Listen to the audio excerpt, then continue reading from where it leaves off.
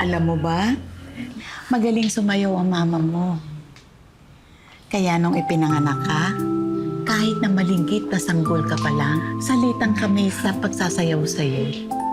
Ito ang paborito mong sayaw. At madali kang matulog kapag isinasayaw ka ng mama mo. Sayang nga lang, at hindi na inabutan ng mama mo ito. Ako man, ramdam ko na unti-unti na nawawala na ang alaala ko. Kaya sana sa maikling panahon, anak, makasama kita at malaman mo, maramdaman mo na mahal kita, Amanda. Ang nag-iisa kong apo.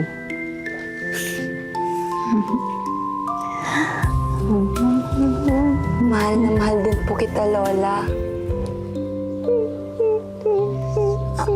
Lola? Ano po nangyayari sa inyo? Tahan na po. Tahan na po, Lola.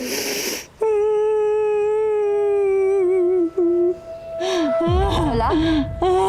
Lola! Lola! Lola! Tulong! Tulong! Lola! Gising! Lola! Gising!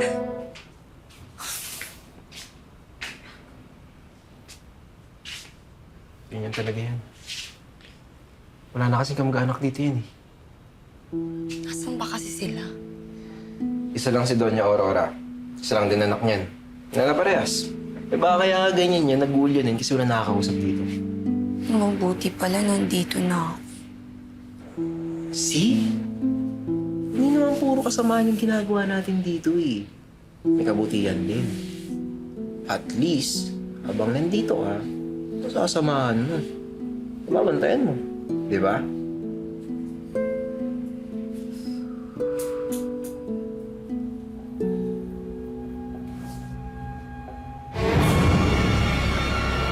Lola? Lola? Lola, nakakagulat naman po kayo.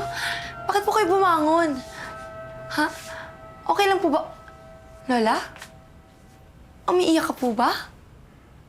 Bakit po kayo umiiyak? Namimiss ko yung apo ko eh. Kasalanan ko kung bakit siya nawala.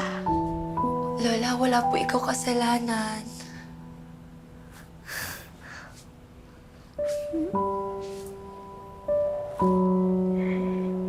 Gusto niyo po, bumaba po tayo?